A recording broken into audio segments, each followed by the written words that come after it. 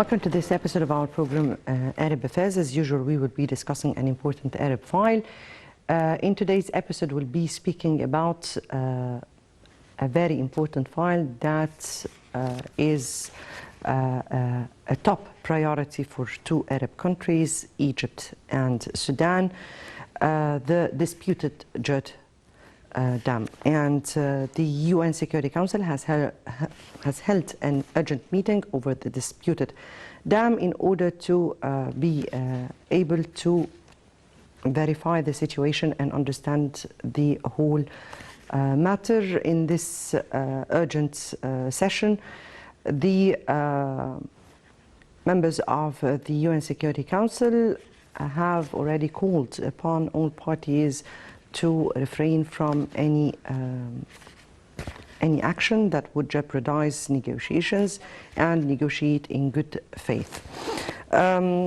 Tunisia, which is the non-permanent Arab country that is in the UN Security Council, or the non-permanent member of the UN Security Council, has submitted the draft resolution, or the draft resolution that was called by Egypt and Sudan. And according to the draft resolution,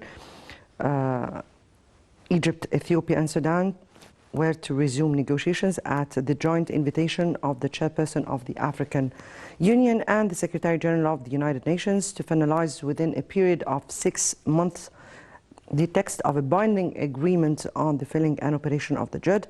The resolution stresses that the agreement should ensure Ethiopia's ability to generate hydropower from the Jud while preventing the inflicting of significant harm on the water security of the downstream states. It also urged the three countries to refrain from making any statements or taking any action that may jeopardize the negotiation process, and urge Ethiopia to refrain from continuing the unilaterally fill of the dam.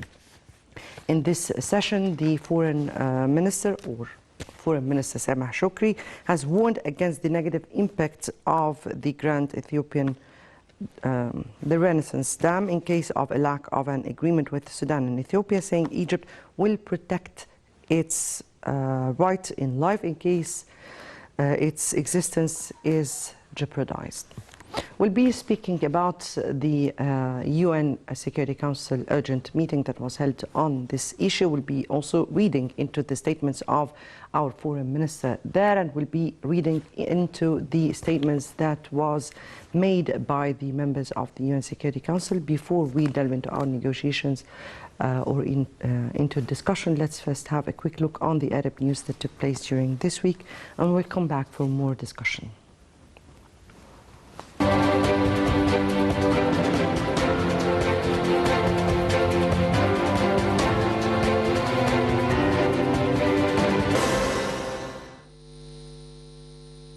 President Abdel Fattah el-Sisi on Thursday discussed in a telephone call the latest developments and updates in Addis Ababa's Jud crisis with Tunisian counterpart Kais Saied. Saied asserted Tunisia's full support for Cairo and its right to safeguard its national security, which is part of the Arab national security. He added that his country supported Egypt and Sudan's decision to resort to the United Nations Security Council to work towards reaching a legally binding agreement on the dam dispute. President el-Sisi appreciated Tunisian president's backing to Egypt on the dam file, as well as its support for the Egyptian stance to reach an agreement over this issue. The United Nations Security Council has convened on Thursday to discuss the dam issue at the request of Egypt and Sudan. Tunisia is the only Arab non-permanent member of the UN Security Council in its current session and has presented to the Council a draft resolution to help revive the Jud talks within 6 months. In a wide diplomatic support to Egypt and Sudan, Kuwait reiterated its support for Egypt and Sudan's right to the River Nile's waters, urging a negotiated solution in its dispute with Ethiopia over the Jud. The Kuwaiti Foreign Ministry called on the international community to intensify its efforts to facilitate the resumption of negotiations between the three countries. Meanwhile, Saudi Arabia said it continued to support Egypt and Sudan in preserving their legitimate water rights and stressed the importance of retaining water stability in the Arab world and the African continent. The World Health Organization hailed Egypt's efforts in producing 1 million doses of the Sinovac vaccine manufactured by state-owned Vaxera company. It also lauded Egypt's plans to inoculate 40% of the population by the end of 2021 and hailed the country's plan to achieve self-sufficiency from the antivirus corona vaccines to become a hub for exporting vaccines to Africa. Upon directives by President Abdel Fattah el-Sisi, Egypt sent medical aid to Sudan in the framework of Egypt's solidarity with the Sudanese people in the times of crises.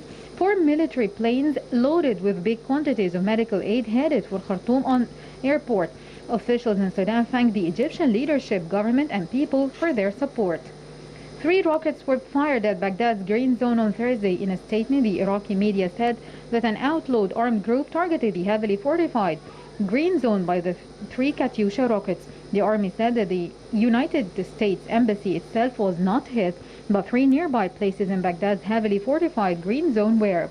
It said that the first rocket hit an area nearby the National Security Body, the second hit Celebrations Zone, while the third hit an area near Sheikh Omar district. On Wednesday, 14 rockets were fired at an air base hosting American troops in the western province of Al-Anbar, causing minor injuries to 2 personnel, according to the coalition.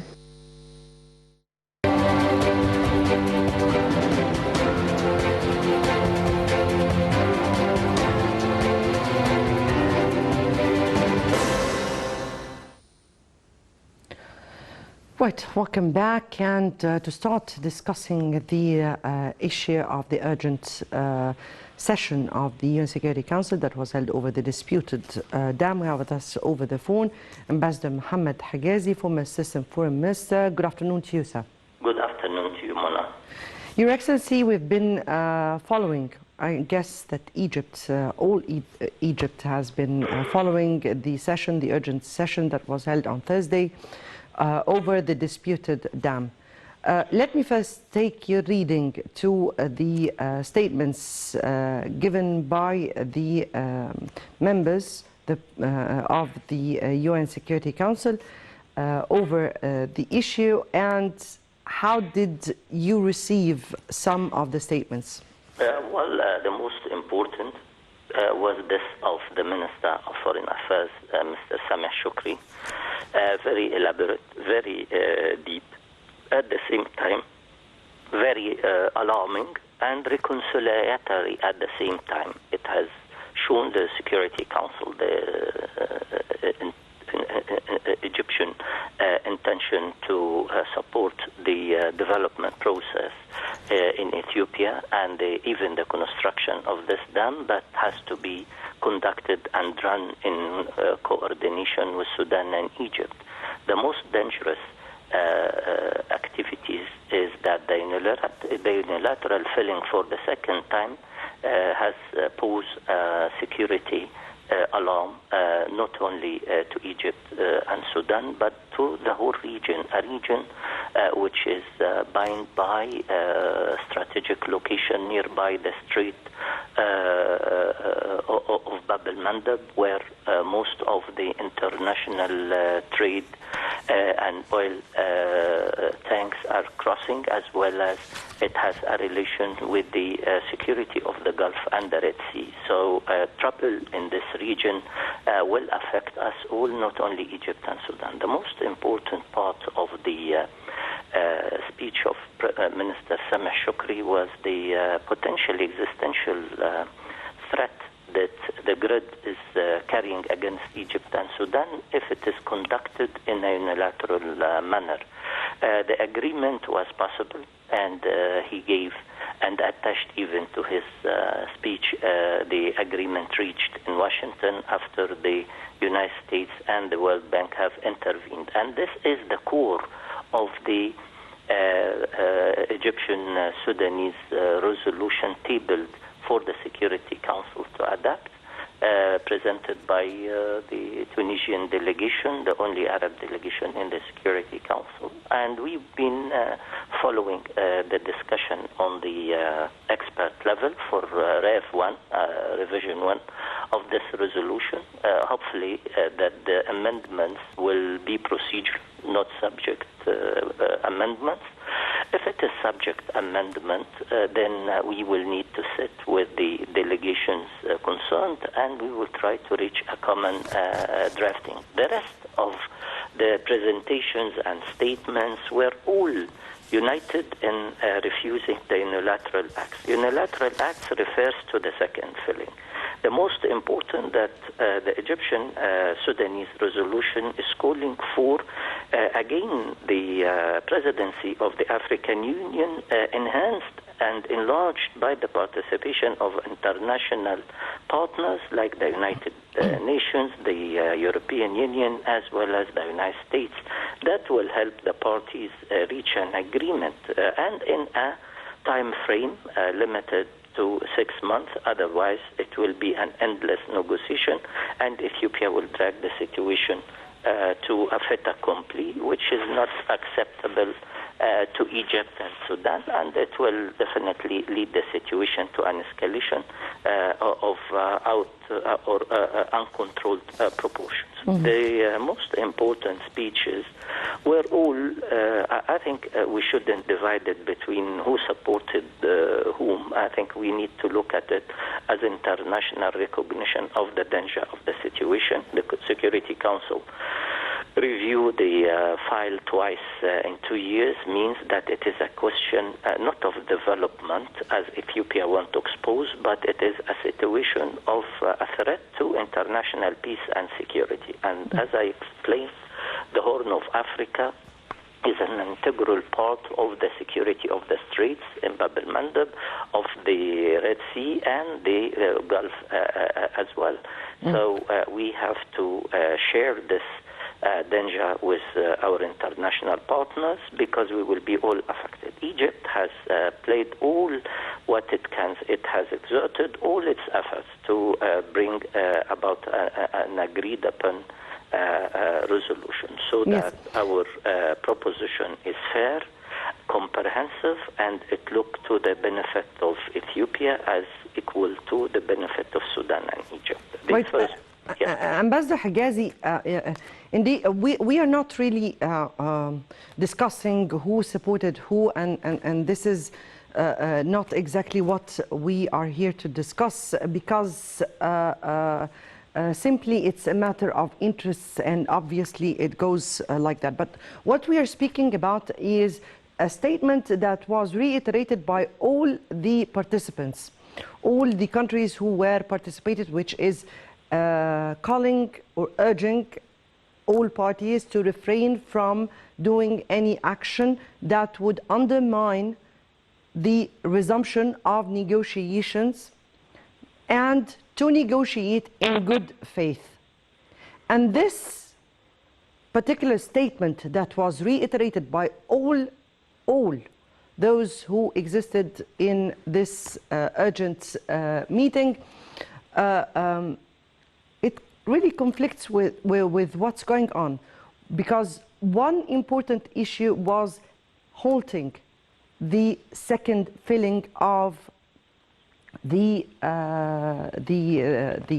dam, because this is the most important that we are calling for.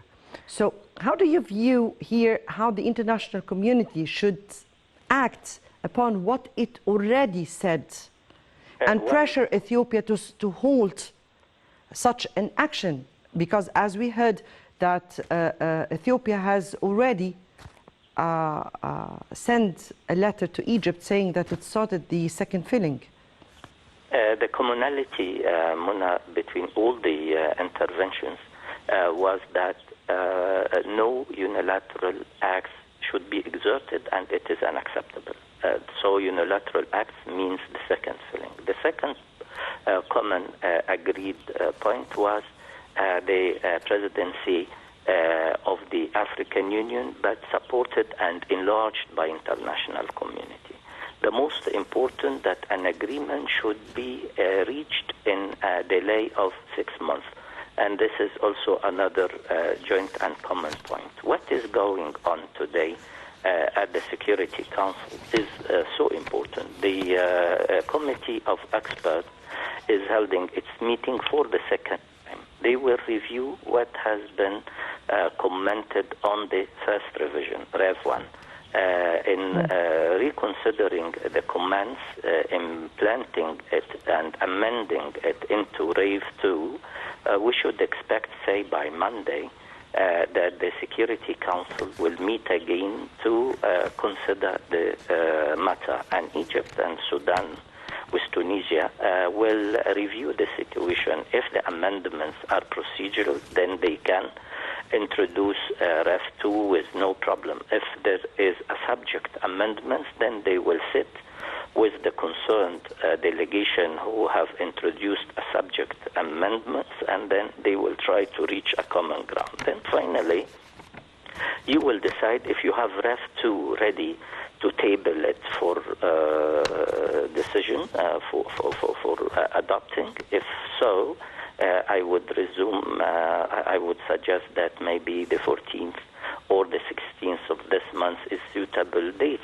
Otherwise, it will go and drag on for a couple of days before we decide whether we will go for tabling a resolution, or we will just get a presidential declaration from the Security Council, which will be maybe less in effect than adopting a resolution, but it is as important because all what is issued by the Security Council is important, even if it is a press release.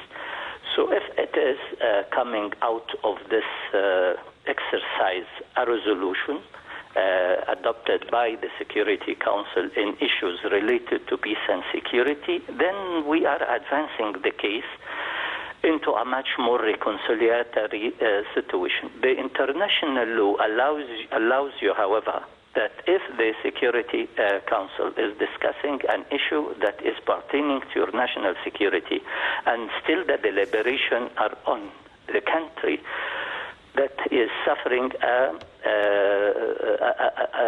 threat to its national security, has the right to take whatever is necessary to protect its national interest. This is the stipulation of Article 51 of the United Nations Charter. So we have considered the situation as a threat to our national security, and we will definitely depend on the Security Council being the mechanism in charge to find an agreement. If not, particularly when we have tabled a very balanced, just resolution that cares for the interest of the three countries, and without really changing the belief that the African Union can achieve its goals, providing that it is supported in an enlarged mechanism that contains other parties with special knowledge in negotiation who can provide the parties with the suitable compromises. So I think the process now is not to analyze and to fall into the trap of repeating what each of the delegations has said, but to look into the overall picture. It is a couple of days which we will learn what the Security Council will do, if it will carry its responsibility as a mechanism of peace and security, well and fine. If not, it has shown that the Security Council is unable to move further, which I doubt very much, because the project or the resolution that we are tabling is very justifiable, is very close to everybody's interest, and I'm sure that the international community are now very aware of the danger of the situation and the threat to peace and security and the stability of this very important region, and the world should react. If not, everyone has to believe that as it is a potentially existential threat to Egypt's national interest, particularly it is not related to any substance. It's a life-bringing substance, which is water, in a very hyper-arid nation. You know, Mona, 86% of our land is hyper-land. It's not an arid land. It is hyper-arid land, means that it is not cultivatable. So what is important is that the world community, either it will carry its responsibility, which I'm sure they will, or Egypt can definitely, and Sudan, defend its own interests the way they deemed appropriate. This is exactly what the article of the United Nations Charter is saying. Article 51 is clearly identifying that countries can protect their national interest if threatened, while the Security Council is taking its decision. So I think we are all with the same page. We're seeking for national interest, but at the same time we are looking for regional cooperation that will allow Ethiopia to build its dam and to refill it in coordination with the dams in the other countries, where I'm sure we can together launch an important scheme of cooperation in the Eastern Nile or the Blue Nile that will allow every country to achieve its developmental goal, where we can link with Ethiopia with roads, grids, power grids, railway and roadway. Then we can move further to more cooperation. Otherwise, the outcome will be destabilizing one of the world's most important region. And this is the conclusion of my remarks. Yes. Before you conclude your remarks here, sir, but let me hear, you pinpointed your finger on a very important issue, which is how the world, or you said that everybody or the international community is seeing the threats. Yes. But do they really understand the threats that does not just put the Horn of Africa or put the African continent in jeopardy, but rather it jeopardizes also the security and stability of the whole world? Do the world perceive this issue in an overall look into the situation? Yes, I think they do. I think it has been with us, and this is the second time of reconsidering the situation. This is not the first time that the Security Council consider the file of the grid. This is the second time. So they know very well how dangerous it is, and if not intervening, then the parties might try to settle their dispute themselves. That's why the Security Council are made to confront situation that is posing tension between countries, leading to destabilizing peace and security in the world, particularly, as you said, in one of the most important geographical locations in the world, nearby the Strait of Bab el-Mandeb, and nearby also the Gulf area and the flow of international trade and oil supplies. So this is no secret. This is a very well-known factor, how important the Horn of Africa is for the world international trade, as well as the security of the Gulf and the Red Sea. The most important point now, Mona, that we have to give everybody the chance to contribute. Egypt has put and tabled this file for the second time in front of the Security Council. The Security Council rightly have referred it to the regional organization, which is the African Union, which we all and gladly accepted. What happened is that Ethiopia, because of its rigid negotiating situation and the lack of political will, have led to the failure of the efforts of two presidencies, being it South Africa or the Democratic Republic of Congo. The current president, and after that we have to refer the file back to the referral mechanism, the mechanism that has referred it first place to the African Union, which is the Security Council. The matter now is in the hand of the world community. If they are standing to the height of their responsibility, we will be all gainers. If not, we will all lose the momentum of the international pressure that can be exerted on the Ethiopian to reach an agreement. And the agreement is close by, as Minister Shukri has referred, and Mrs. Al-Mahdi, the Foreign Minister of Sudan, has referred to the Washington Agreement, which was almost complete, and Egypt even initialized it, and Ethiopia disappeared in the final session where we were all ready to sign. This is truly one of the most important moment, and what we are carrying, Mona, and allow me just to refer to this very important point. Egypt is not fighting in the Security Council its right and its quest for stabilizing the Eastern Nile.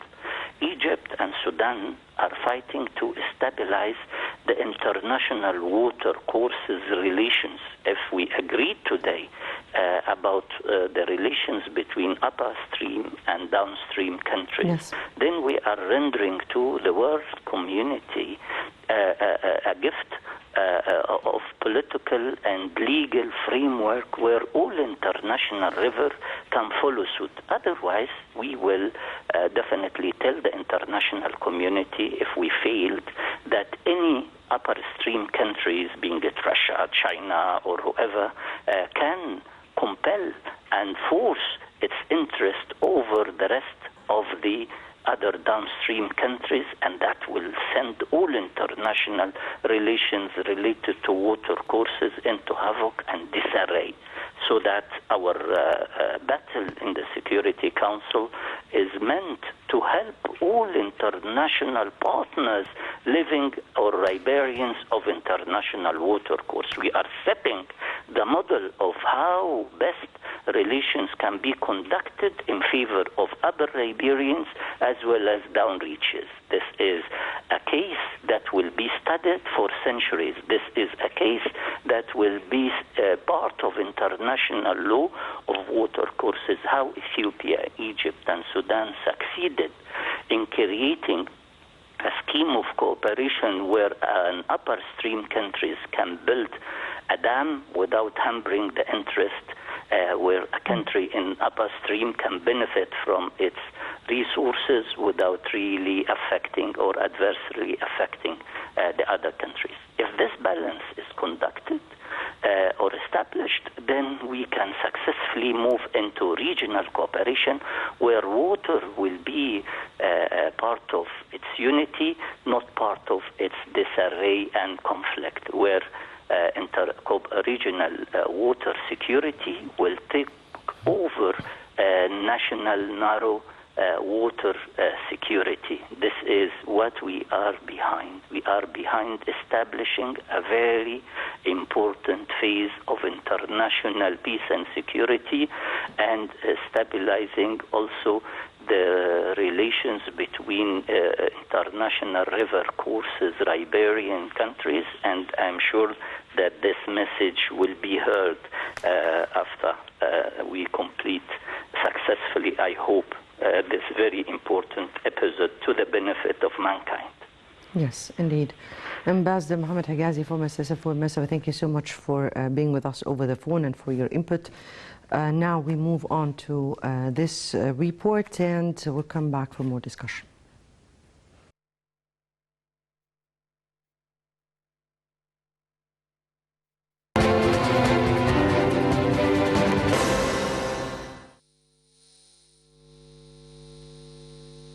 UN Security Council members backed African Union mediation efforts between Ethiopia, Egypt, and Sudan in the Djerd dispute, urging the parties to resume talks. Head of the United Nations Security Council and France's permanent representative at the UN, Nicolas Riviere, urged in his word before the Council the three countries to work towards reaching a binding agreement on the dam dispute as soon as possible. He added that he is confident that the three parties are capable of reaching a deal on the filling and operation of the Renaissance Dam under the guardianship of the African Union. The United Nations Security Council has said that the Council's responsibilities lie in dodging prolonged disputes that threaten world peace and security. Thus, it was crucial for that meeting to be convened. In his speech before the United Nations Security Council, Minister of Foreign Affairs Sameh Shoukry cited the various steps that Egypt had taken, proving its commitment to negotiations in a bid to resolve the long dispute over Ethiopia's Renaissance Dam. Shoukry confirmed Egypt's endeavor to reach a peaceful solution to the issue that preserved the rights of the three countries in both development and water rights. Shoukry told the meeting that various proposals presented by Egypt to the Ethiopian side to reach a legally binding deal on the dam were all rejected by Addis Ababa. The top diplomat asked the UN Security Council to shoulder its responsibility and prevent some parties from taking unilateral actions that jeopardize the rights of other nations. Shukri also said that Egypt finds the path of negotiations sponsored by the African Union has already reached a deadlock due to Ethiopia's intransigence, urging the gathering to oblige Ethiopia to abide by international agreements signed with Egypt and Sudan, or else Egypt has to find a way to protect its interests and water rights. Meanwhile, Ethiopia is opposed to any Security Council involvement, and Sudan's Foreign Minister Mariam Sadiq al-Mahdi also urged the Council to act by calling for a resumption of negotiations and on Ethiopia to abstain from any unilateral measures. Egypt and Sudan both called on the UN Security Council to help resolve the dispute after Ethiopia earlier this week began the filling of the reservoir behind the Grand Ethiopian Dam. Al-Mahdi added that a huge dam like Jerd without operating agreement jeopardizes the lives of millions, and since Ethiopia has rejected all proposals put forward to solve the Jerd dispute, then silence from the UN Security Council would send a wrong message.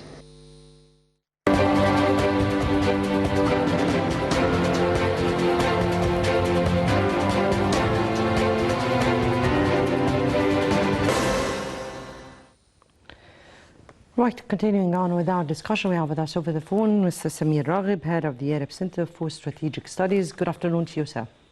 Good afternoon. Thank you for having me.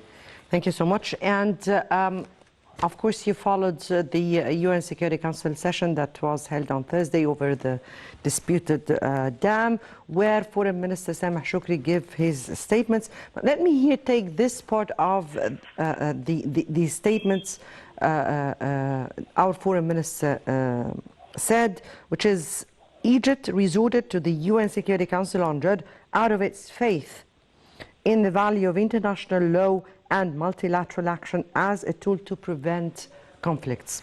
Now, how did you read such a statement when the Foreign Minister spoke about how he wanted a multilateral action towards this disputed dam?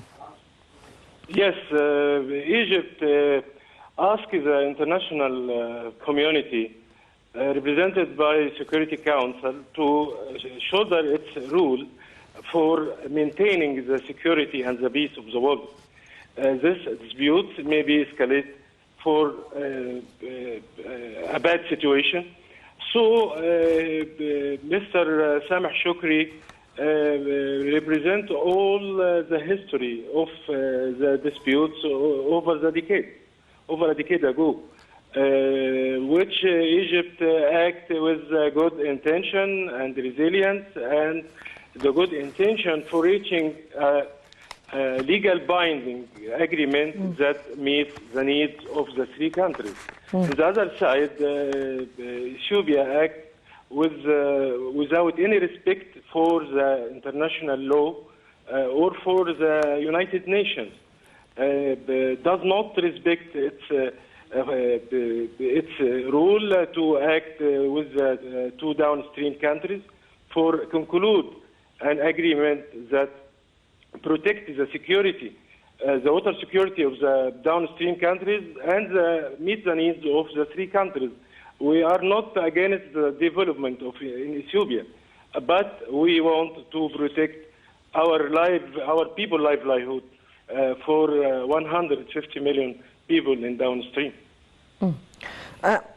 When here the Foreign Minister spoke, he said that, as you said respectively here also, that Egypt sought to reach an agreement on Jerd that ensures the interests of the three countries, although Ethiopia started the construction without the consultation with Egypt.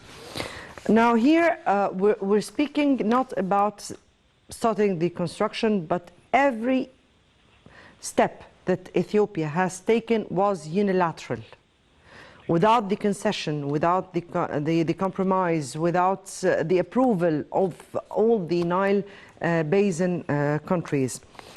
Here, how do you view the position of Ethiopia, this intransigence position of Ethiopia regarding these steps that it has been taking all over the way in 10 years? From the first beginning, Ethiopia treat the matter as the Nile River is Ethiopian lake, not international river. From the first beginning, not from the first fail of the dam or the second fail of the dam, which act unilaterally without any agreement or without any respect for the declaration in 2015, the principal declaration. And also the intransigence and the bad intention of Ethiopia for the sake to gain time to construct the dam and to fait accompli of the situation. That is categorically rejected from the downstream countries. During the session, Egypt and Sudan make an address about the history and the consequences of this crisis over the 150 million in downstream. On the other side, the members of the Security Council does not show appetite to adopt the resolution that from Tunisia for stop the filling, the second filling, and 6 months in negotiation that sponsorship by the African Union and backed and observed by the Security Council. It's enough is enough. A decade with null and void negotiation is enough. We need a time frame negotiation that observed by the Security Council, that concluded by a legally binding agreement that regulates the primary filling and the operation of the Ethiopian dam. Without a time frame, then we'll negotiate for infinitely. We must go and push all parties for a comprehensive negotiation that not exceed 6 months, that satisfy the needs and the interest of all parties. Yes, a time frame for negotiations. Here, let me ask you, sir, what do we request from the international community here? What do we really want the international community to do to help us help out in this very particular matter?